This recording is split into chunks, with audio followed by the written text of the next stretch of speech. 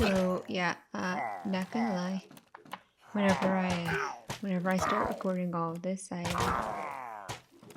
definitely didn't record the audio first, because the first time it was really a matter of the fact that there were people in the room and they were being very loud, and then eventually my friends started joining in the middle of me building this thing, and I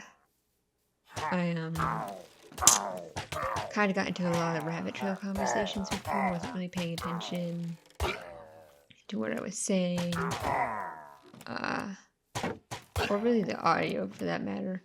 So, um, I thought that I'd just record the audio after and kind of explain what's going on. Maybe tell some stories while we're going. But yeah, currently I'm just killing pillagers because I decided that I was just gonna go have fun at this pillager outpost. This might go on for a second, if I'm gonna be honest. I might cut some of this. I don't know why I decided to do this.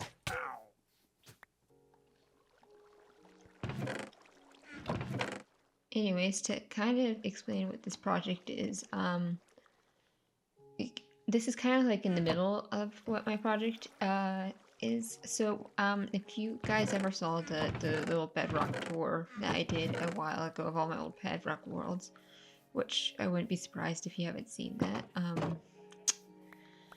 Long story short, I built a massive temple of time using strictly stone pickaxes with the occasional iron pickaxe whenever I got tired of trying to use stone pickaxes. Now, why I did it this way, I don't know. I'm very good at being inefficiently efficient, where I do something inefficiently, but try to be efficient at the same time. I don't know if that makes logical sense, but just the fact of the matter is, building the Temple of Time with only stone pickaxes never made any sense. That's crazy person. Anyways, right here I'm actually working on a banner that I had seen a tutorial on for like Hylian insignias, so like the loft wing. But yeah, long story short, I decided that I was gonna do a second jab at this, but in Java, and it wasn't just gonna be the Temple of Time that I wanted to build, but rather the entirety of Castletown plus Hyrule Castle and the Temple of Time. I didn't really think, ooh, maybe I should be recording this until I had already finished a lot of the groundwork for Castletown. The interiors need done on most of the buildings. There is one interior I have already done, which is the pot breaking room from that part of the game where you go into in Ocarina of Time, where you go in there and there's a guard who's just like, yeah, have at it. And I stuck a lot of emeralds in random places. I might put apples in there for hearts, but I made a whole bunch of buildings. They're not exactly one-to-one with what Castletown looks like, because I'm gonna be honest, every time I go into Castletown, in the game, it's really hard to get a perspective of what it's supposed to look like because of how the POV is inside of towns in Ocarina of Time. Well, not in Kakariko, but it definitely in Castletown. It's very difficult to get your bearings because it's not the same as in the rest of the game. But I decided to do kind of like a rough idea of it, and like the building I just walked by there it's gonna be the Happy Mask shop. In the more recent updates of this build, I actually have like the googly eyes on the front and a little mask, and then a bunch of invisible armor stands with helmets and heads for masks that are in there. But currently in this video, that shop is empty. But like I said, I started this recording about halfway through. I was like, oh, maybe I should be recording me working on this project. So the front of the castle is not castle, the temple is basically done. I kind of just stare at a picture and try to mimic what I saw in the picture. I had to jump off the building a couple times. Thank goodness for feather falling forward, because I didn't pay attention. The water in the lakes was not in there until like near the end. Oh, okay. This isn't a castle. This is just a turtle farm. Yeah. I in the middle of me building the Castletown stuff, I was like, I'm gonna make a turtle farm. So, here's a little montage of me working on a turtle farm. Well, I guess turtle farm isn't the right word for it because if I wanted it to be an efficient turtle farm, I'm sure there's a more efficient way to do this. I just wanted a cute little turtle habitat. So, yeah, enjoy me working on that. But anyways, while I'm working on the turtle farm, to get back to explaining what this project is, I started recording the project about like halfway through me working on it. I've most recently actually have laid down the groundworks for where the castle's going to be. The great part about where the castle's going to be and how I've oriented Castletown is there's actually a trial, what are they called? Trial chamber directly underneath where I'm going to be building the castle, which is going to be a really cool dungeon area whenever I dig that out a little bit more. I've already done the trial chambers, so I can't really open the loot boxes, but anyone new who joins my server is free to do that if they want to. And it's a good source of blaze rods and I guess the little prizes that you get from the dispensers whenever you fight the mobs. Also, I guess a good source of XP if you want to go practice PvP, even though mobs aren't really PvP, but because PvP implies that the mobs are players and the mobs aren't players. But yeah, that's going to be really cool. I really do need to record me building the castle a little bit more. I have not really done any recordings of me building the castle, so they didn't make it into this building, but or the landscaping next to the castle. Really, I've been working on the landscaping next to it. I am working on building this town. It's gonna have villagers and iron golems just running around. I'm trying to spawn proof it as much as possible, but the problem is this is located next to spawn. Because I am the server owner of this little server I'm playing on, I decided to build my house next to spawn so I could help anyone new who joined. And so the entire project was set up next to spawn. Well, directly next to spawn, unfortunately, there is a pillager outpost. So every once in a while we'll have a little invasion. It makes trying to do raids very difficult. I'm gonna have to figure out the raid situation some way else. I'm gonna have to actually go build something for that. But yeah. Here's my little turtles. I got these while going out and about looking for other trial chambers so I could get a mace. I still don't quite understand how to use maces, but they're like the new thing. And so I wanted to try it. But yeah, and then of course you gotta get the turtles some food. Some food, yeah. Get yourself some food. Turtle food. Okay, here's my little turtle sanctuary. We'll be checking on these turtles again later in the video, when you least expect. Just so you can see how they're doing. Just so we can see they're okay. Yep. Ooh, boy. I don't know why I doubled back there. Okay, anyways, back to Castletown.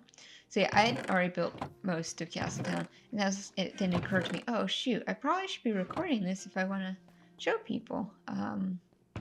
So all the buildings are there, but they're mostly empty, save for the pot breaking building. I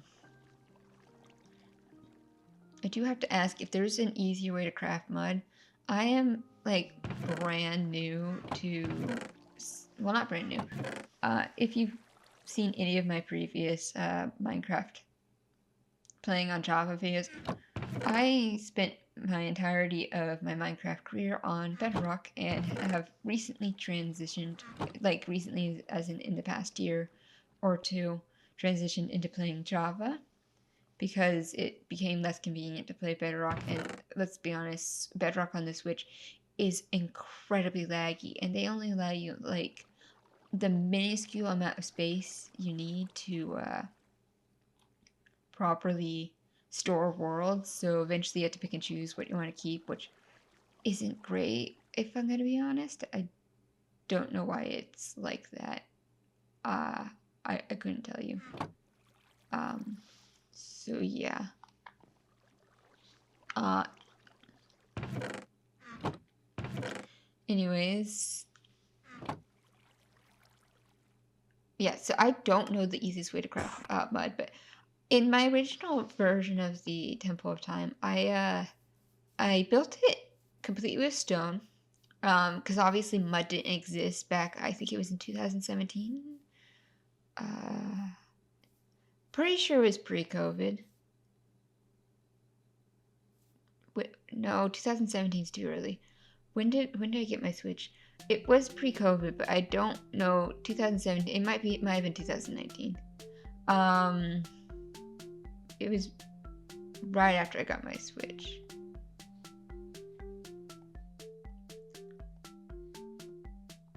Yeah, like right after I got my Switch, I would say.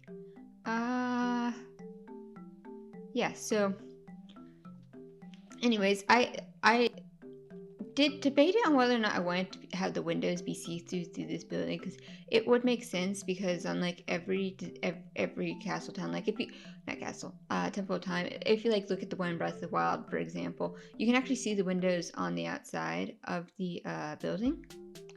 Um, but it didn't really look right whenever I kind of looked at the windows and I kind of looked at the side of the building. I was like, no, we're gonna like imitate the fact that there's supposed to be windows there, but they're not actually going to be there. We're going to cover up the windows that are on the inside, and then the windows on the inside are going to be backed in a completely different way. Um, yeah. So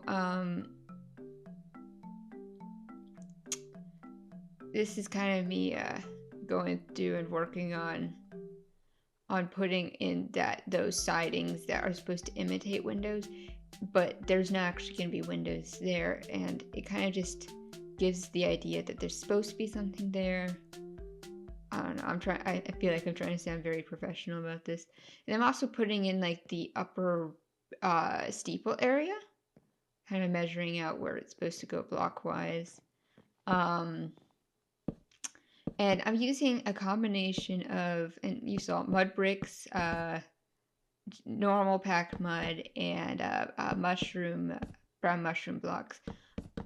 I would say the brown mushroom blocks are actually the easiest ones to get, even though they are kind of tedious.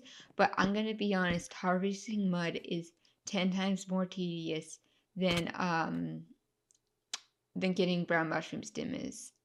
I can't lie about that. It's somewhat annoying. Uh, Yeah, so I do go back and forth kind of, and the hard part about this part of the build is literally just making sure both of the sides were even. Um, because this is a symmetrical building, and correct me if I'm wrong, but symmetrical buildings are very common in like buildings kind of like the Temple of Time, but in real life, I would have to look up the reasons. Give me 1 second.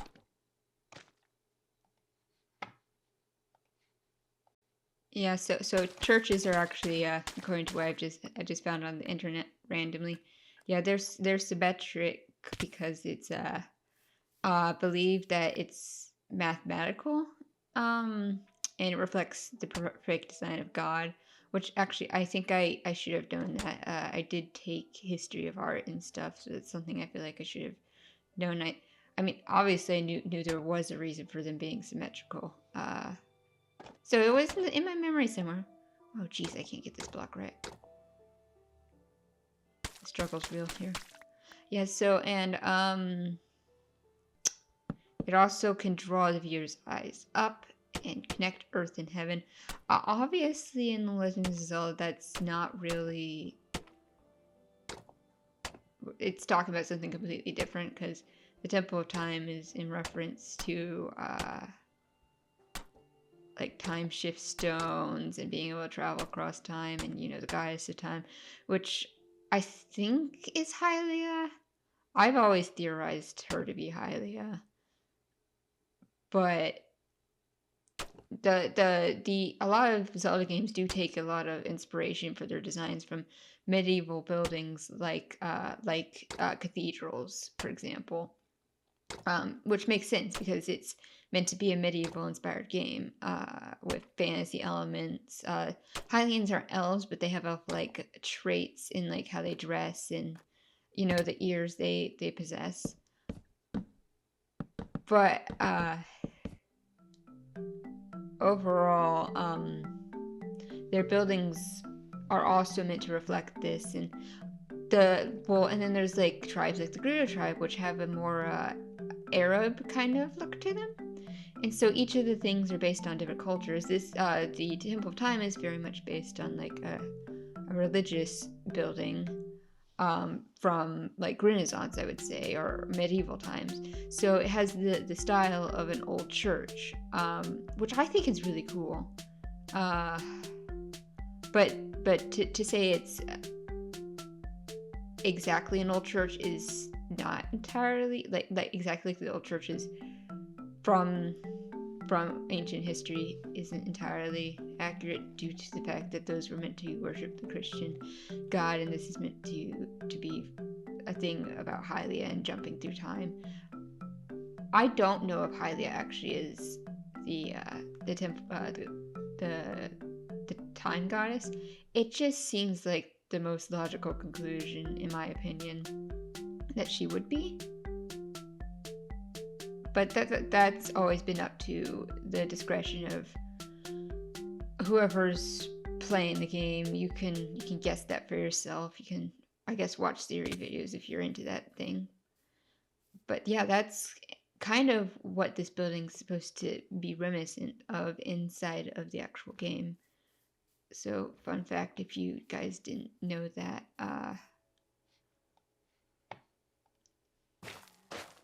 I think that one of my favorite buildings in the Zelda franchise, I've done the Temple of Time twice, but I wouldn't say it would be the Temple of Time. I really like the Zora Temple from Breath of the Wild, if I'm going to be honest. It's just interesting, because I don't really know culturally what it's meant to be. It's very ocean-like, despite the fact that it's on a river and not next to the ocean. But it's very pretty, very glowy, and it's kind of outside. And I really like the outdoorsy idea of, because they're Zoras, they probably don't care about the rain that much, if we're going to be honest. Like, yes, the rain nearly flooding Zora's domain probably isn't great for them because it will sweep them away and put them in danger, but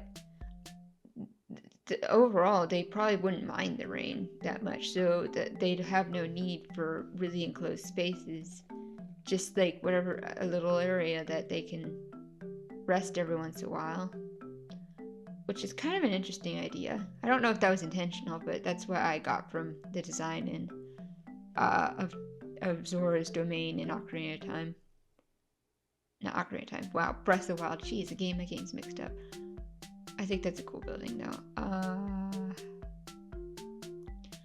I don't know how I feel about the castle in Ocarina of Time. The castle in Ocarina of Time is kind of bleh, if I'm gonna be honest. I mentioned before, I kind of laid out where the castle's supposed to be and stuff. But whenever I was laying it out, I kind of am like, well, do I want it to be one-on-one? Well, since Castletown isn't one-on-one with what Castletown's supposed to be, do I want the Hyrule Castle to be exactly like in the game? And it's actually kind of hard to tell what castle the castle's supposed to be like in the game, because you go into the courtyards, which are kind of weirdly set up. I don't know who would set up a courtyard the way that it's set up in that game. Logically speaking, in real life, like, why would you have the courtyard the way that they have it? And it's mostly just a game mechanic to account for the little stealth quest you do right before you meet Princess Zelda. So I'm probably going to do some things a little differently, still have that area, but kind of make it a little different on how you get to that area, and kind of make the castle a little more like castle-y with like a a grand area where the king's supposed to be, and like maybe a ballroom slash dining area, and some bedrooms, library, stuff like that that you would actually find in a castle, and not just this blend thing. So I will confess, this circle, I don't know how I measured this circle like 50 times, but the circle turned it out a little lopsided. So I'm gonna have to remove some things later because I don't feel like redoing this circle for multiple reasons, but this circle did get a little lopsided. Moving back to the castle topic. I don't really feel like doing it one-to-one, mostly because we don't know what actually the inside looks like beyond how the dungeon is set up at the end of the game. And that's not really a good reference because Ganondorf kind of completely changes up what the castle looks like, and it's very much still just a game mechanic. The entirety of the castle is just this huge game mechanic, and it's, by the end of the game, mostly just the Tower of Ganon, which isn't a good thing. So that's probably going to be a little different by the end. So anyways, here's a little glimpse in how I get my mushrooms. This is the most inefficient system, and you know, as I said before, I'm the most efficient person. But yeah, I just grow them here and then climb up this little mud brick area and get my mushrooms. Still easier than getting mud, not gonna lie. Well, it's between the dirt and putting the water bottles in the dirt and then going and like harvesting all that wheat. It's a lot. It is a lot. I know there's easier ways to do it. I just haven't gone out of my way to do that just yet. So I've just kind of left it. But I don't know, what else is there to say about Castletown and whatnot? I kind of want to talk about just Zelda since I'm on the topic. So, speaking of Happy Mask Salesman, I would say that my favorite Zelda game is actually Majora's Mask. Because it has such a cool time traveling mechanic to it that I didn't think I was gonna love. When I first started playing that game, I was playing through the first cycle, and I was like, okay, I know that there's gonna be time traveling involved in this. It's the hero of time. Though, and I've heard all over that the whole point of this game is to do this 3D cycle thing. And I had a little not epiphany. What would be the word for what I had the night before I played? I don't know. The night before I played the next 3 days of the game, I had this moment where I couldn't quite figure out how the time traveling mechanic was meant to work in this game. Because how am I meant to be repeating the game 3 times over and over again, and how is that going to mess with my head, kind of a thing? And so I most people who probably play a game get nightmares over all the stuff that's in the game. Now, I was having a little tossing and turning moment about how in the heck does this game mechanic work, and I actually got to the game mechanic, and I thought it was the coolest thing ever. And the way you save progress, the way you save your rupees, which is hilarious, by the way. If you don't know, you're basically robbing the bank every time you get rupees from the bank by the end of this game, which is hilarious. But the way you save your rupees, and yeah, you lose your items already saved, but the items that count, like the bosses, they transfer over. Which I thought was the coolest mechanic I've ever seen, and I think there should be more games that use interesting mechanics like that. It was super fun. I feel like it was almost groundbreaking, even though it was made from all the models from Ocarina of Time. So yeah, that's my favorite one. I would say my first game, though, actually is Wind Waker on the GameCube. That's also what I played Majora's Mask on, and Ocarina of Time on, and Zelda 1. And parts of Zelda 2. Zelda 2 I didn't get into as much. Mostly because it was so different than any other Zelda game. I've never seen a Zelda game with a health bar, but that game had a health bar, and I didn't quite understand it. I probably will go back and play it sometime. I know the lore behind Zelda 2, because I'm a lore nerd. but I have not finished Zelda 2. I finished quite a few of the Zelda games though. Let's see, I can go through the list. I've played quite a bit of the Oracle games, but I haven't finished them. Link's Awakening, I've played classic and new, because my brother got classic for me on a little device that, I don't know what this thing is called, but it's a little thing that had classic, Zelda classic, Link's Awakening, Zelda 1 and Zelda 2 on it, just randomly. Wind Waker, obviously. I've played a good majority of Skyward Sword. I've beaten multiple times Majora's Mask and Ocarina of Time and Wind Waker.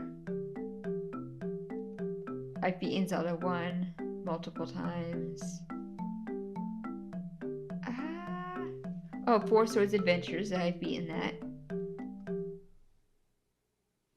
And then, like, all the DS games and handheld games, I've never had access to because I've never had a device that will play that. So, some of the ones I really want to play, like Spirit Tracks and,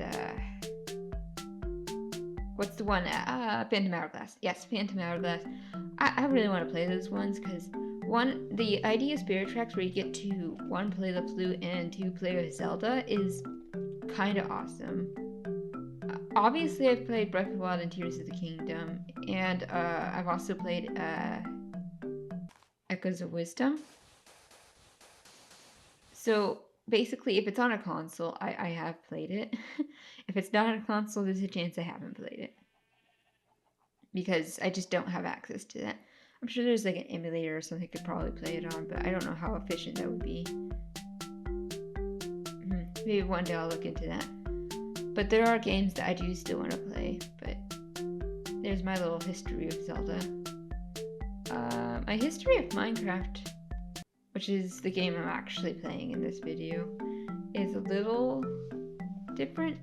As I mentioned, I did start playing in Bedrock. I actually came into the game knowing basically how most of the game mechanics worked, but I knew the game mechanics for Java, not Bedrock, so every once in a while I'd get a bit surprised by something, like apparently you take fall damage in boats in Bedrock, which didn't know, and I died to that. That was really frustrating. Also, Bedrock's super glitchy. I've died to a lot of stupid stuff. I think my worst death in Bedrock would be, long story short, I logged off in the Nether, and if you play Bedrock, let me recommend to you this. Never, ever, ever, ever, ever, ever, ever, ever, ever, ever, ever, ever log off in the Nether. This is just good advice. Don't do it. Because, Bedrock is known for just randomly insta-killing you, or not knowing where your character was supposed to be when you log back on. In this case, I was sitting in a tunnel, I logged off, I logged back on, and it forgot where the tunnel is, and I glitched out of the tunnel, and I dropped into the lava and died with all my stuff. Very annoying. Not a good day for me. I was very frustrated. I like had to put down the controller for like 2 days after that. I was not happy. Eventually got back on, obviously, but Bedrock is glitchy as heck, guys. It's so glitchy. I think my more humorous death, and I think I mentioned this in the Bedrock tour, was whenever I first explored the ancient city. And apparently the nether portal I was using was in a weird spot.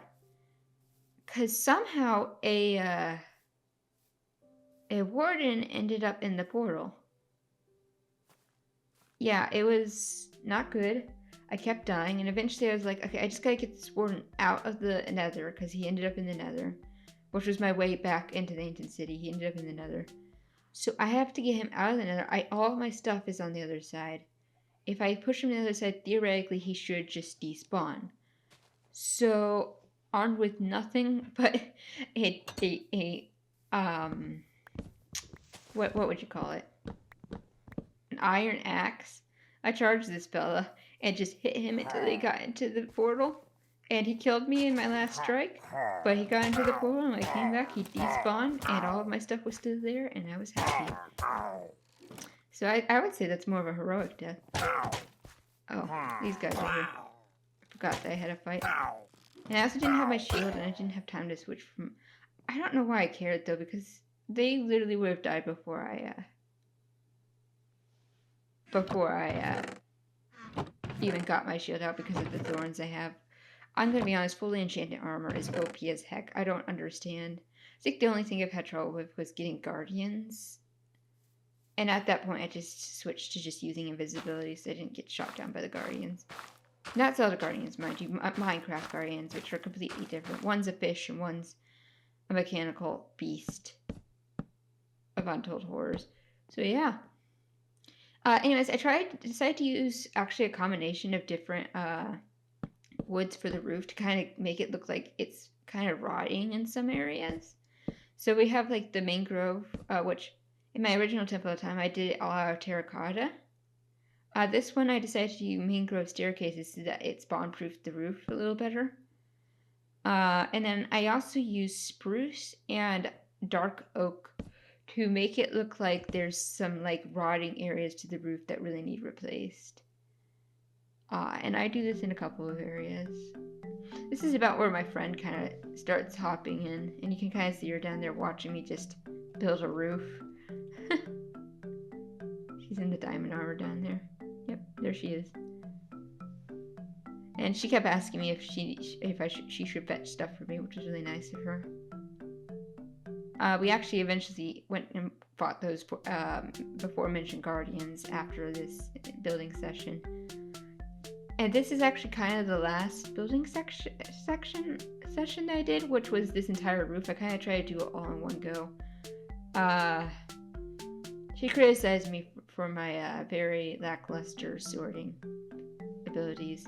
I'm sure you guys probably all noticed, but none of my chests are sorted well. Absolutely none of them. But the roof is actually, it turned out even, which was great because that meant that I got the two sides symmetrical. I was really worried that the two sides wouldn't be symmetrical.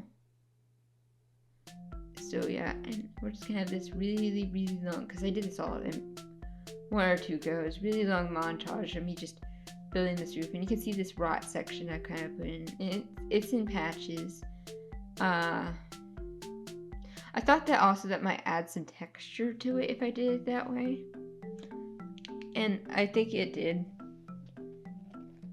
But yeah, the Temple of Time's roof is red. Red terracotta was really annoying to get in the bedrock roll because I didn't know where a terracotta biome was. That creeper over there, that kind of indicates why spawn proofing is necessary in these situations. They'll fall from the roof. Here's me trying to figure out how to get up there. Yeah. And I put this roof on. I did kind of the same thing I did on the other roof. Just goes around, making it have kind of splotchy patches that look like they need replaced in random areas. And I did it slightly jutted outwards so that it looks like there's a little depth.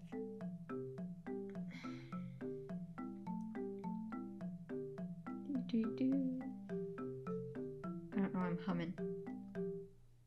It doesn't really give good commentary now, does it? Round and round and round, round you go.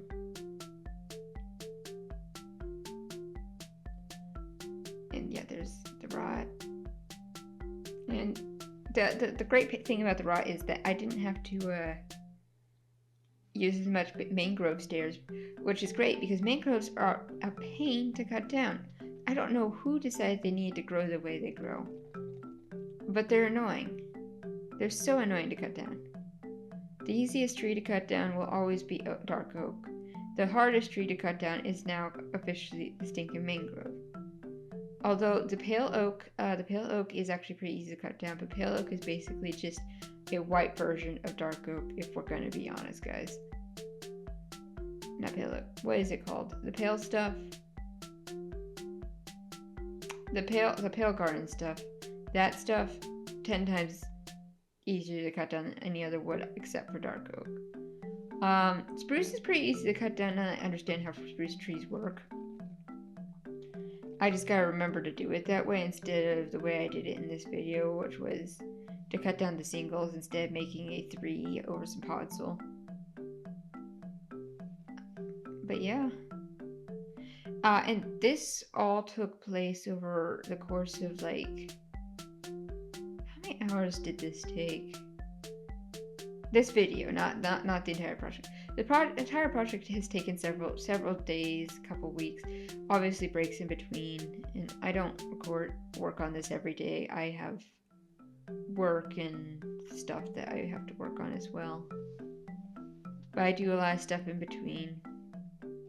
But like in total, I think the amount of time that I had recorded on this was like 5 or so hours. I managed to cut it down to around 30 to 40 minutes. So that's nice. Oh, here's me getting confused as to what I did. I was afraid that I hadn't gotten symmetrical, and I was like, no way, I did. I should go back. So here's my moment of realization. I need to go back and put that back. Yep, there we go, fixed. And I lost some good blocks that day because I didn't feel like going down there and getting them. But yeah, I'm just going. See, this is kind of an ambitious project, but I kind of wanted to make a smaller version of the Temple of Time because the original was kind of massive for no reason.